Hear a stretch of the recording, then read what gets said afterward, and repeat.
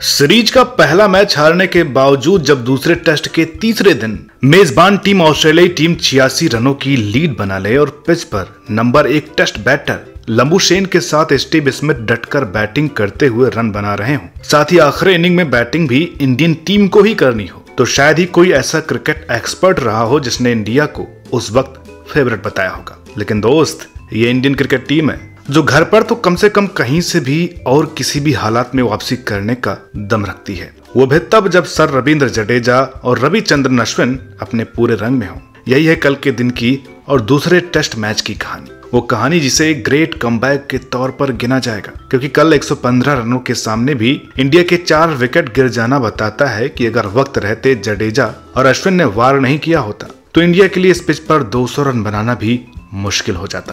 खैर, क्या होता क्या नहीं होता अभी पिछली बातें हो गई हैं। फिलहाल खुशियां मनाते हैं कि इंडिया ने 6 विकेट से टेस्ट मैच जीता और वर्ल्ड टेस्ट चैंपियनशिप फाइनल की तरफ अपने कदम बढ़ा दिए हैं। तो चलिए क्रिकमाइंड के क्रिस्पी अंदाज में इस मैच को दोबारा दोहराते हैं और खास लम्हों को फिर से ताजा करते हैं। साथ ही आखिर में इस मैच में दिखी कमजोर कड़ियों पर अब बात करना भी जरूरी है, क्योंकि लगातार दूसरे टेस्ट में वो कमियां दिखी हैं। तो दोस्तों, इस मैच की शुरुआत भी दूसरे टेस्ट मैचों की तरह ही हुई, जिसके हिसाब से ऑस्ट्रेलिया ने टॉस जीता और बैटिंग चुनी। मगर ये तस्वीर वो थी जो टीवी पर दिख रही थी, जबकि असल तस्वीर इससे काफी अलग थी, क्योंकि ऑस्ट्रेलियाई टीम हार मानने के बावजूद प्रेशर फील नहीं कर रही थी। तो इंडियन टीम पिछले हफ्ते हुए चेतन शर्मा के स्टिंग ऑपरेशन कर बाद में प्रेशर में जरूर थी। उस स्टिंग ऑपरेशन में क्या खुलासे हुए उन पर फुर्सत से बात करेंगे। फिलहाल इतना समझ लीजिए कि ड्रेसिंग रूम का माहौल जरूर गड़बड़ा गया होगा। इसके बाद शुरुआत भी ऑस्ट्रेलियाई टीम ने शानदार की, हालांकि ख्वाजा और वार्नर को जीवन दान भी मिले, मगर वो टिके रहे और बिना विकेट खोए ऑस्ट्रेलिया को 50 रनों तक ले गए।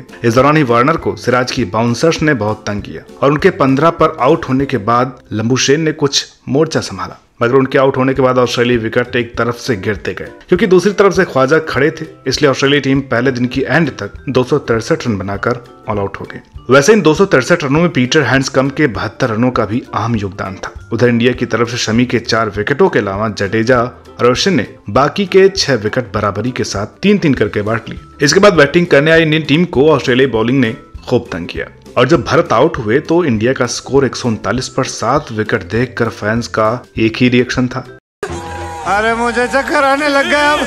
मगर यही बॉलिंग में कमाल करने वाले अश्विन ने अक्सर के साथ मिलकर बैटिंग में भी जिम्मेदारी को संभाला और 8वें विकेट के लिए 114 रनों की साझेदारी निभाई, जिसमें अक्षर पटेल के 74 रन हाईलाइटेड थे। वैसे हमारे बापू यानी अक्षर ने जिस अंदाज में 9 चौकों और 3 छक्कों के साथ ही रन बनाए, उसके बाद ऑस्ट्रेलिया वाले बस यही बोल रहे थे, बापू सेहत के लिए तू तो हानिकारक है, क्योंकि अक्षर और अश्विन के साथ ने ही ऑस्ट्रेलिया को सिर्फ 1 रन की लीड लेने दी, जिसे दूसरे दिन के आखिर तक ऑस्ट्रेलिया ने हेड के तेज 43 रनों से काफी बेहतर किया। यही वजह थी कि जब तीसरे दिन का आगाज हुआ तो इंडियन टीम प्रेशर में थी, क्योंकि वार्नर की गैर मौजूदगी के बावजूद ऑस्ट्रेलिया को अच्छी शुरुआत मिल चुकी थी। दरअसल पहली पारी में वार्नर को जो बाउंसर सर पर लगी थी, उसके बाद उनका कंक्शन रिप्लेसमेंट हुआ, जिसके चलते हेड ने ख्वाजा के साथ ओपन किया था। ये इंसिडेंट ऑस्ट्रेलिया के लिए लकी रहा, मगर कल सुबह जैसे ही हेड आउट हुए वैसे ही ऑस्ट्रेलिया वाले बौखला गए। एक लंबुशेन को छोड़कर किसी दूसरे बैटर को भारतीय बॉलर्स की फिरकी समझ में नहीं आई। खासकर जडेजा के सामने तो बल्लेबाज स्वीप ऐसे मार रहे थे जैसे दिल्ली में कल टेस्ट मैच नहीं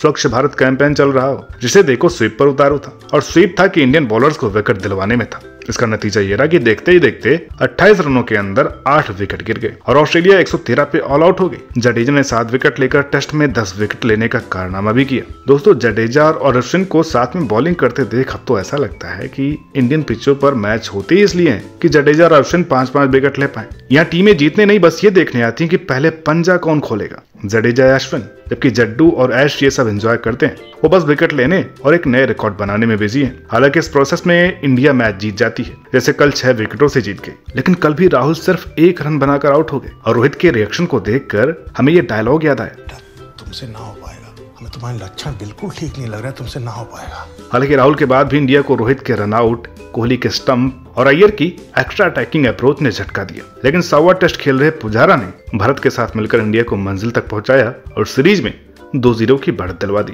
हालांकि जीत के बावजूद पुजारा, रोहित और कोहली के रन नहीं आए, मगर इससे बड़ी चिंता है राहुल और मिडिल ऑर्डर से रन नहीं आना, क्योंकि राहुल का लगातार यूं फ्लॉप होते रहना ना तो उनके लिए अच्छा है और न ही इंडिया के लिए। अब राहुल को मिलने वाला हर मौका अजिंक्य रहाणे को बाहर करने पर सवाल खड़ा करेगा। वो प्लेयर जिसने ऑस्ट्रेलिया में एक ऐसी जीत दिलवाई जिसकी कल्पना भी नहीं की जा सकती थी, उसे 7 पारियों में फ्लॉप होने के बाद बाहर बिठा दिया गया, जबकि राहुल को तो 23 से ज्यादा रन बनाए हुए पूरी 10 पारियां हो गई है। राहुल के अलावा भरत को पहली पारी और अय्यर को दोनों पारियों में गैर जिम्मेदाराना ढंग से आउट होना भी सवाल खड़े करता है। मैकग्रन के पास फिर भी कुछ मौके हैं, लेकिन राहुल के पास अब मौके बहुत कम बचे हैं। खैर, हम वीडियो को अच्छे नोट पर खत्म करते हैं और आपको छोड़ जाते हैं कल जीत के कुछ लम्हों के साथ।